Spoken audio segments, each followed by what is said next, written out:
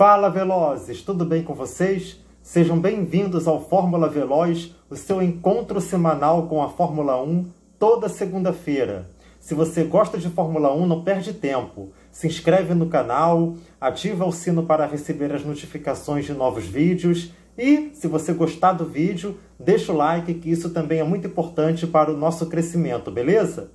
Galera, hoje, segunda-feira, dia 5 de outubro, ontem, dia 4, domingo, não tivemos Grande Prêmio de Fórmula 1, mas ontem foi um dia muito especial para todos nós, fãs da Fórmula 1, que somos brasileiros. Ontem foram completados os 50 anos da primeira vitória de um piloto brasileiro no Campeonato Mundial de Fórmula 1, que foi também a primeira vitória do nosso emo, Emerson Fittipaldi, na categoria. O Grande Prêmio dos Estados Unidos de 1970, no circuito de Watkins Glen.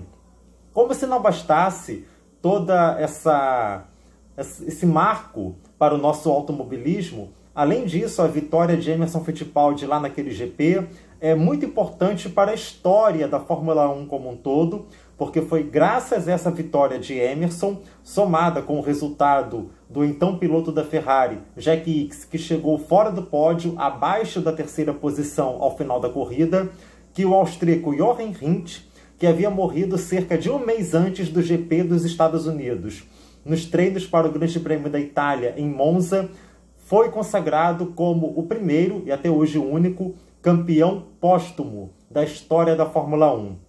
Então essa vitória do Emerson Fittipaldi, ela é gigantesca, sob vários pontos de vista, para o automobilismo nacional brasileiro e para o automobilismo mundial histórico, por ter dado o título póstumo a Jochen Rindt, que pilotava pela Lotus e era considerado um dos mais rápidos, se não mais rápido piloto do seu tempo.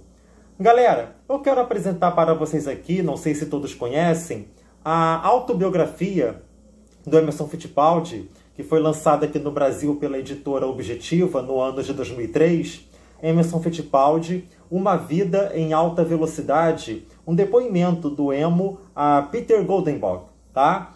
E aqui, é claro, toda a vida do Emerson Fittipaldi é narrada pelo próprio, desde a infância até a sua aposentadoria forçada depois do acidente lá no Grande Prêmio de Michigan, na Fórmula Indy, em 1996. Mas o que mais toca aqui para nós nesse momento é a narrativa dessa vitória dele, a primeira vitória dele na Fórmula 1, de um brasileiro na Fórmula 1, no GP dos Estados Unidos lá em 1970. Jochen Rindt havia morrido nos treinos para o Grande Prêmio da Itália. Emerson Fittipaldi já era um piloto da Lotus, ele estreou na Lotus no Grande Prêmio da Inglaterra daquele ano, como um terceiro piloto da equipe de Colin Chapman, dono da Lotus, um dos grandes gênios da história da Fórmula 1, enquanto chefe, enquanto dono de equipe.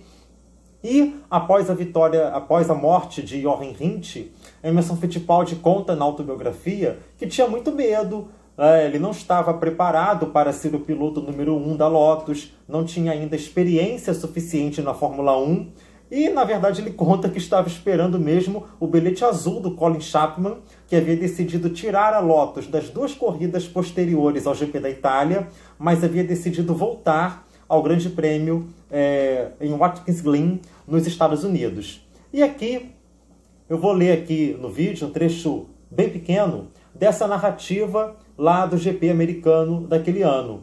O Emerson Fittipaldi conta assim: uma semana antes do Grande Prêmio dos Estados Unidos, Colin me chamou ao seu escritório. Depois de 2 semanas de sofrimento, tinha chegado o momento de saber qual seria o meu futuro naquela história. Será que ele ia me substituir? Em resumo, o que ele disse foi: Emerson, cheguei a uma decisão. Quero que você seja o meu piloto número 1. Você aceita assinar um contrato comigo? Com lágrimas nos olhos, numa mistura de alegria e alívio, respondi: aceito. E aí disse Colin: então eu quero que você vá para os Estados Unidos, faça uma boa corrida, dirija discretamente e termine a prova. Vamos começar do zero em 1971.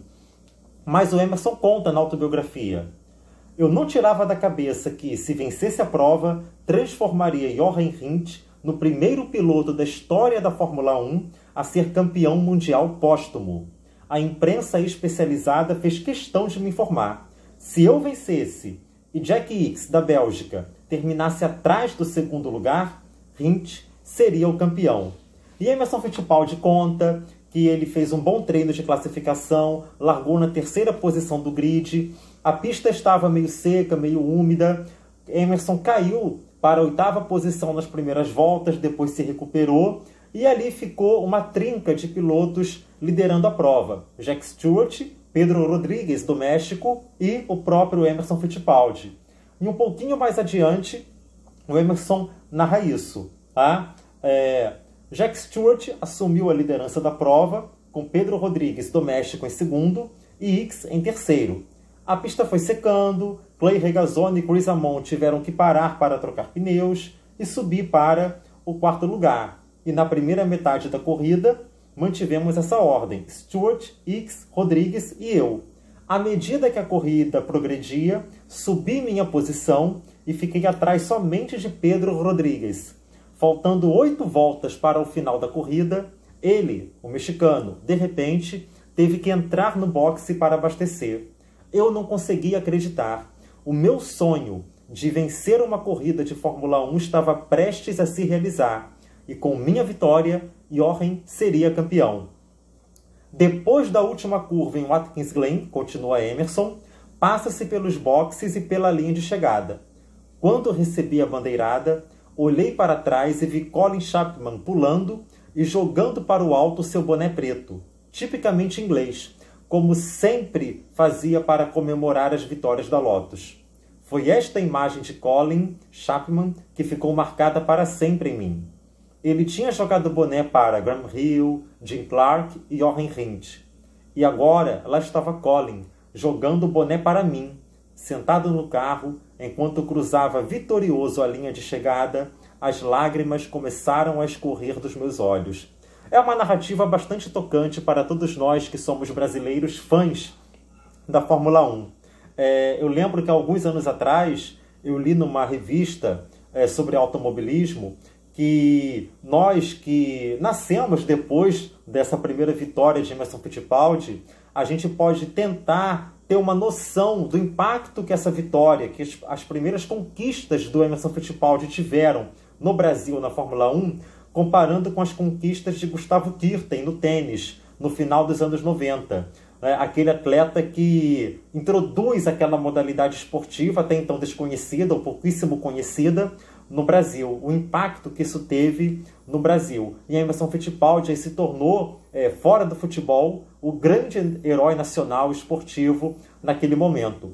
E é interessante lembrar que, dando brevemente um contexto histórico dessa primeira vitória do Emerson na Fórmula 1, 1970 é o ano em que a conquista do tricampeonato mundial de futebol pela seleção brasileira na Copa do Mundo, realizada no México, sacramentou aquela propaganda que a ditadura militar usou, do Brasil grande, essa é uma grande nação, ninguém segura este país, Brasil ame-o ou deixe-o. Claro, eu não estou aqui associando deliberadamente os esportistas ao regime autoritário, mas dizendo só o contexto histórico, que as conquistas esportivas de atletas brasileiros repercutiram e foram, em parte, instrumentalizadas pelo poder político da época para que fosse alavancada essa propaganda do Brasil grande. Então, é uma data importante, que deve ser lembrada, que deve ser comemorada por todos nós, fãs da Fórmula 1 aqui no Brasil. Beleza?